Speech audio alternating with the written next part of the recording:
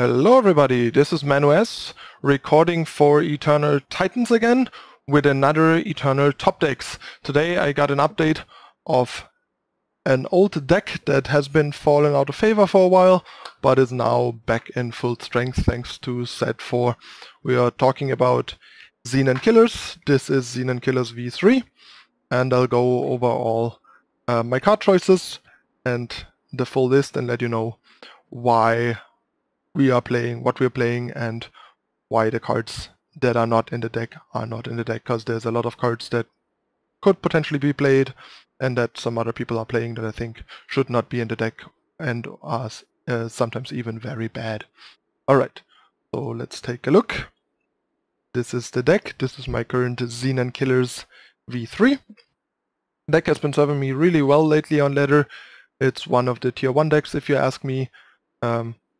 Together with DLSE Combre and Elysian Shimmer Pack, among others. Not even sure if there is any other tier 1 deck right now. In my opinion, Recano Valkyries might be another tier 1 deck, but it could also just be a good tier 2 deck that is beating up on the time mid-range decks, but is lacking a bit behind in overall power. But I'm not sure that it might deserve a tier 1 spot, because it is probably powerful enough still without Answer the Call to keep up, and the fact that it beats up on time decks is a pretty good bonus, especially on typical time mid-range. Shimmer packs seem to do really well against it. I like that matchup, but with Killers it is one of the decks that I can't seem to beat, for example. Alright, anyway, enough tier talk, let's talk about the deck. Okay, so first off, let's talk about the unit base. The unit base is pretty straightforward. We have 4 Ripknife Assassin and 4 Teacher of Humility as 2-drops. Usually you don't really want more than like 8 2-drops in these mid-range decks, because if you draw them later they are too low impact, and mid-range decks, due to going for a longer game than an aggressive deck, but not quite being a control deck and playing like high value cards, card draw and stuff, you need your individual cards to have enough impact, and in order for that to happen, you need a good balanced curve, because drawing a 2-drop on turn 4 or later is not really gonna do you any good. So 8 seems like a good number for mid-range decks usually. We have Ripknife Assassin and Teacher. Teacher is a no-brainer. It's just one of the best cards in the game right now. It's also a card that I think is unhealthy for the game as it currently stands, and should be toned down, but so far Direwolf seems to not agree with that, so we'll have to wait and see, but I don't want to get too deep into that. So that leaves us with one other slot. Options here basically are Ripknife Assassin, Blister Sting Wasp, and Black Hole War Leader. War Leader is really nice because it scales really well impact-wise, and becomes a more relevant threat as the game progresses, which is nice. The problem is that you need to connect, and there are a bunch of things that keep it from connecting that are problematic, like say Bullet Shaper. You only have 3 answers to an early Bullet Shaper. That completely blanks War Leader. There's opposing teachers. If you're on defense against an opposing teacher, War Leader is very bad, because she can't trade with them, so you have to jump and so on and so forth. Those are some of the problems with War Leader. The nice thing with War Leader is though that the Inspire can do a lot more than the Warcry 1 on Ripknife Assassin, especially because it still does it when you can't attack anymore and just hang back. It also has nice synergy with Vara's Favor, and the Inspire buff from War Leader is as good or better as a Warcry in a deck that has no weapons. But yeah, anyway, in the end War Leader falls a bit short if you ask me. I definitely want more proactive threats, which is why I don't think Blister Sting Wasp should be in the deck anymore. There's enough good alternatives. I like having one deadly unit, so my 2-drop can have more impact later, and can at worst be used as a throwaway with initiation to kill any threat. Say for example Tavrod, which isn't played much anymore right now, but still might come up sometimes.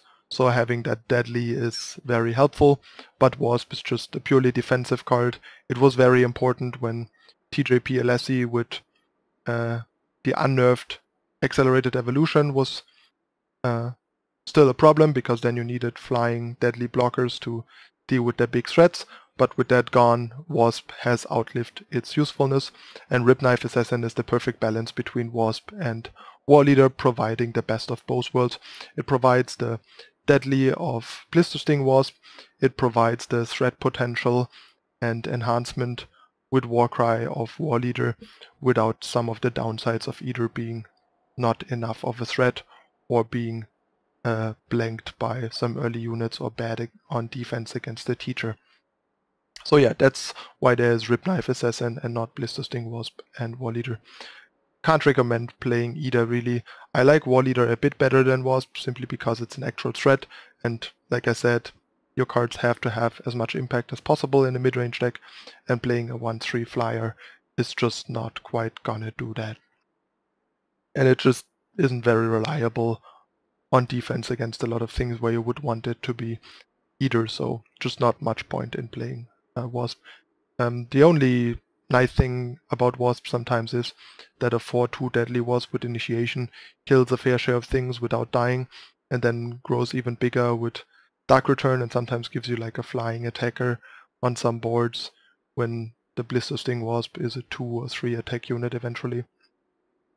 But it's just less consistent and impactful than Ripknife Assassin, if you ask me. Next we have the 3-drop slot for Merchant, for Interrogator, for Dawnwalker. So the most noticeable absence here is Ayan, which I think also has outlived its usefulness. First of all, I don't think we want more than 12 3-drops. It's gonna make your deck clunky, and also, once again, playing a 3-drop later than turn 3 usually is weaker than playing a higher drop unit, so there's simply no room for Ayan. Ayan just doesn't do a whole lot. She was necessary at some point against aggro, but there is not that much aggro anymore, and the aggro that is there is a favorable matchup for the deck anyway, which is Skycrag, since Sandstorm Titan is so powerful. Also, we got Teacher to help with aggro, and Auralian Merchant, which is also a very great 3-drop against aggro, and overall a much better 3-drop than Ayan. The ultimate on Ayan can be nice, but it's not like you're planning to hit 8, especially with Merchants getting rid of spare power, and some spare power being like Temple and stuff.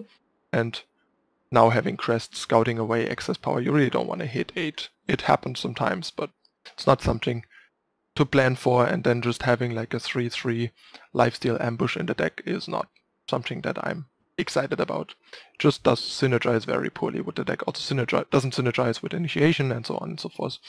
And Interrogator is one of the powerhouses of Xenan and one of the reasons to be Xenan alongside Dark Return, since together with Dark Return, initiation and more initiation from the market, this is now a very consistent card draw source that is providing the deck with a lot of staying power and grinding power. And Dawnwalker is just a self-explanatory powerhouse that makes sure that together with Interrogator and Teacher that these decks can keep up with the sweeping and card draw power of control decks to grind them out.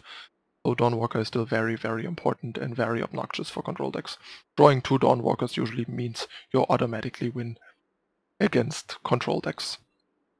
And then we have Auralian Merchant, much better than the Shadow Merchant for various reasons, because the early defense is great against pressure, the ramp is great to get Alhed out earlier and Carnosaur. The utility allows you to have more Xenan initiations, which is one of the key elements of the deck, and more Carnosaurs, which is really powerful, plus some utility. The Shadow options are arguably potentially a bit better, but the 2/1 Deadly I think is just not as good of a fit and as impactful of a unit in this deck. But honestly, it is debatable. It's one of the more debatable slots in the deck. I could see giving Shadow Merchant a try and see what the market looks like and stuff But all in all, Auralian Merchant just fits really well into the deck. But yeah, since both are kind of defensive merchants, there's not as much of a discrepancy between both merchants. Usually if there's one merchant that has aggressive stats and one with defensive stats, I usually just look at what the deck wants to be, proactive or reactive, and choose the merchant based on that, and as long as the market is good for both. Here I would assume the market's probably good for both, and they are both defensive, so it's a very close call. Auralian Merchant is probably just a bit more powerful overall, but I could be wrong on that. And yeah, that constitutes the 3-drop slot. Then we just have 4 Sandstorm Titan as usual, no explanation needed here. And then we have 4 Alhed Mountbreaker. This used to be a couple of Twinbrood Sauropods, 2 to 3 usually. Now we don't need that anymore, because in the average game against like non-control basically, Alhed is much more powerful and impactful on 5, can also just take over games on its own, and you still have access to Sauropod with the 4 merchants. That's one of the main reasons to play Auralian Merchant over Shadow Merchant, I would argue, since having access to Sauropod to Dark Return them multiple times against control is very, very important and can decide games on its own, and even more so in some other grindy games when they also get Killer from Initiation, then Dark Returning to 7/6 killer Sauropods, which each Dark Return is super powerful.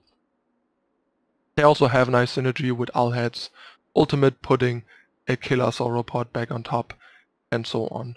So there's some nice utility there. But yeah, overall Alhed can get out of hand quickly. Auralian Merchant allows us to play a bit more 5-drops than we used to before, so that's why there's 4, also because Alhed is really powerful. Worldbreaker Behemoth never was a consideration in the deck, if you ask me. The ramp of Behemoth doesn't do a whole lot, so it's just like mostly a 6/7 overwhelm in the deck, which is pretty underwhelming actually, rather than overwhelming. In this deck it's just the worst of the 3 5-drops in time, and the shadow options are not even close. Then we have Carnosaur. Having Merchant also allows us to play a bit more Carnosaurs there than in the past. In the past this usually has been 2, to not get the deck too clunky, but Merchant makes it easier to play 3, also get rid of them when they are a bit clunky and or not that good. They also become more important with the rising amount of Icarias, so 3 is a good number, although I'm not super married to the 3rd. I could see reconsidering the 3rd, since we still have virtually 6 thanks to the Merchant, and more access to Killer 2, so it's not that important. It's just a powerful card, but not super important. So if the deck wouldn't want another cheap removal or an additional power to run smoother, I could see shaving a Carnosaur. That brings us to the spells. For Dark Return, not much discussion needed here, just one of the core cards of the deck. For Vara's Favor, still pretty good and gives you something to do on 2 in case you don't hit one of your 2-drops.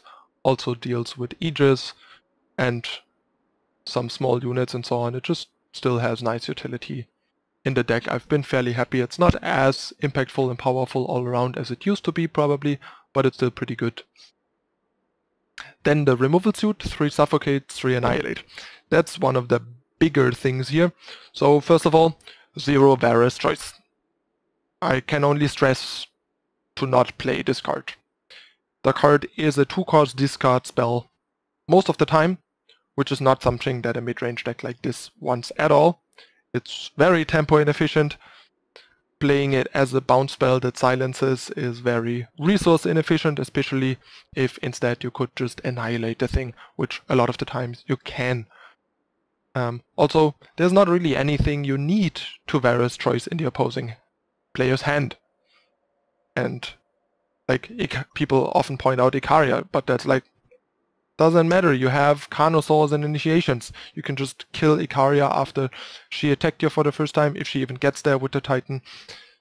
Vara's Choice is just not needed for that kind of stuff. Just focusing on stuff that happens at a point in the game where you should be ahead and where you also have other ways to deal with it that are much more powerful, tempo efficient, and resource efficient. Basically, the main thing that you actually would need Vara's Choice for is Cerso, which is not played that much right now, and you still have ways through and around Cerso, plus you have the one Vara's Choice in the market with the 4 merchants to deal with the first Cerso, so they need to draw 2 Cersos for him to become a problem. So yeah, there's just no point, in my opinion, to play Vara's Choice. Card is just setting you back on tempo or on resources. Not happy with the card. Suffocate and Annihilate are very important, in my opinion, to support your teacher. Having cheap removal both to deal with opposing teachers and to make sure your teacher connects is vital. This provides you with a lot of answers to opposing teachers, Auralian merchants, and all the kinds of stuff that blocking early. Suffocate deals with Bullet Shaper, and so on and so forth. That's another thing. Suffocate is super efficient at dealing with merchant, with Bullet Shaper, with teacher, with Whirling Duo, with Alessi, with early awakened students, with Valkyrie Enforcers. There's so many good early units right now that Suffocate deals with for 1 power that costs 2 or 3 power, making it very tempo efficient and allowing you to, say, play another 2-cost thing on turn 3 alongside it, like another 2-drop or a favor to set up your power and stuff like that. So Suffocate has been really great, and at some points I could even see playing 4. It used to be much worse in the past because it was virtually blank against time decks outside of killing like the Initiate if they even played it. But now time decks have Teacher and Auralian Merchant, which are 2 additional great targets for Suffocate, and they almost all play a 1-drop 2, so there's usually 12 plus good targets in time mid-range decks, and in LSE Combre decks there's even more. It like kills the entire deck basically. So card is just at a premium, and even against some other fringe decks like, say, Icaria, control mid-range type decks with Maiden, Suffocate deals with Maiden, which is great, and so on. And Annihilate is just very well rounded and efficient. There's more mono-faction units, again less multi-faction units, making Annihilate great, dealing with Titans, Carnosaurs, Canners, Alheads, Teachers, Merchants, and so on. Is just great for 2 power. And yeah, the other removals, the removal that are absent, is Banish. Card is just too clunky, too inefficient, paying 3 to kill something that costs 4 at most. It's not very efficient. It doesn't deal with cards like Carnosaur, Alhed, Cerso, Rizan, Kenna, and so on. Sure, Annihilate only deals with some of these, but it does it much more efficient, and it at least deals with some of these, while Banish doesn't. And there are really not any relics you need to kill. Killing Obelisk is usually not necessary, and spending a removal on their biggest unit to make their board less good at defending against ours or swarming ours is really good, or blowing them out mid-combat. So on a gang block, so you really don't need to kill Obelisk. I actually found that a lot of the time it's even worse to kill Obelisk rather than just their biggest unit or even their like Deadly Scorpion or whatever instead, and just pressure them and keep them from building a board that is threatening. Praxis Tokens has been a really good matchup so far, simply because they're just getting overwhelmed by our stats and have a hard time building enough of a board to go through our board and win around our board. And yeah, then one of the other few things that you can kill that has impact sometimes is Combustion Cell, but even there we have 4 merchants to get Banish for Obelisk and Combustion Cell if we really want to, and more often than not it's not great. Sure, Banish can kill weights if you get hit by an opposing teacher, but playing 2-cost removal makes it much less likely to be hit by that teacher rather than playing Banish, which can't kill a teacher on the draw. So yeah, can't recommend playing Banish either. Too clunky, too inflexible at killing things that are high impact, and also things that are, you know, the smaller things that Banish kills, you can usually also just kill with initiation, while the bigger things you can't always kill with initiation, but you can kill with Annihilate a lot of the time, where Banish couldn't. So another card that I can't recommend playing. Then we have this 3 Xenan initiation. They also don't need any explanation. Having as many of these is kind of part of the plan of the deck. Makes your Interrogators and your Dawnwalkers much better, and your Dark Returns and your Sauropods from the market. The other card that's absent from the deck that some people play is Xenan Obelisk, another card that I hate in this deck. It just doesn't do enough. You don't produce enough units, enough board to get enough out of Obelisk, so you're just spending a card and 4 power on less stats than you could get from just dropping another unit. It's very tempo inefficient. When you're behind, it's awful, and the only thing it really does that is kind of neat is make your Interrogator active, but you have plenty of ways to do that already, and make your Carnosaurs kill, I don't know, a Tavrod, which isn't even played much these days, if at all. So yeah, just don't play Obelisk, play more good units and more cheap, efficient spells instead, and your deck will run much smoother and be much more efficient at what it does than dropping random Obelisks that don't do anything. Obelisk is for decks with a lot of small units, preferably cards that give you 3 units and or multiple units, to make the lower impact cards all matter more and have enough bodies to make Obelisk worth the investment of a card and a power and 4 power. That's just like common knowledge for anyone that played a fair share of Magic, but in this game still people seem reluctant to accept that fact and still put Obelisk in decks where it doesn't belong and actually makes your deck worse.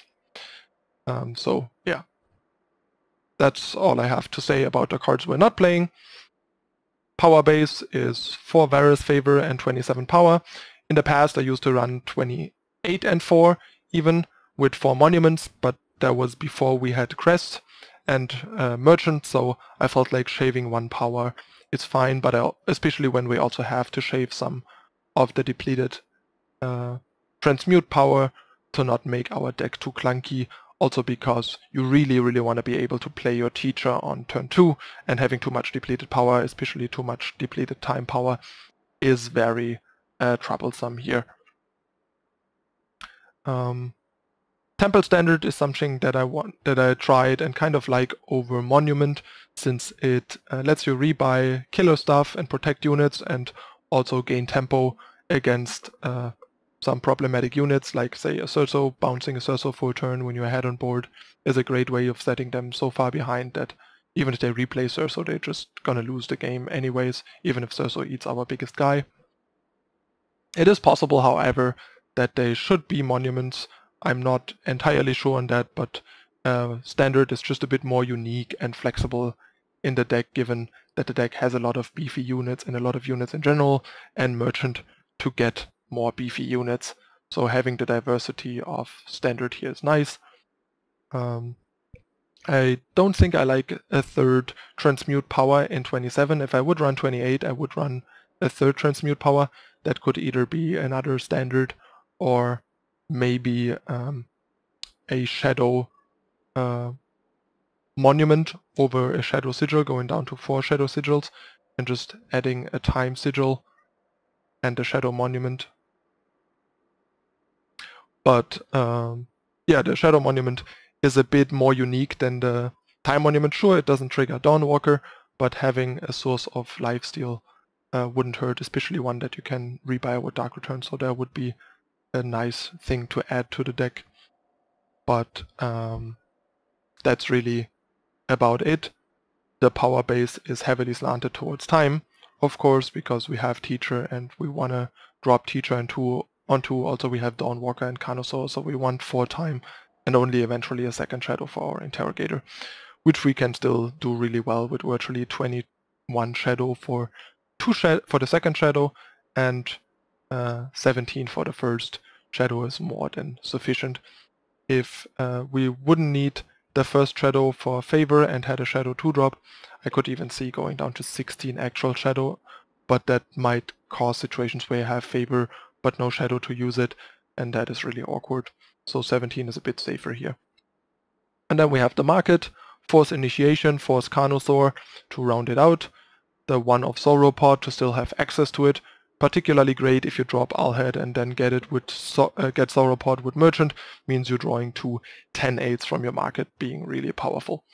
Then a Banish as some relic answer and just a decent removal to get if you need to kill some stuff. And a Vara's Choice, as I said, to mainly deal with some problem cards like Cerso and Tavrot that don't come up too often but can come up sometimes.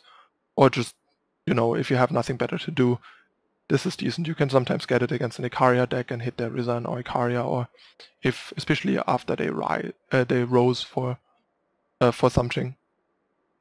One card that I sometimes could see being nice is something like a Slow in the market, but it's just not that necessary. Like, the deck is pretty good against Harshul, card is very hit or miss, and it's a bit of a low impact thing in the market, and I like the 5 cards that we have right now quite a lot, so I didn't really want to change the market.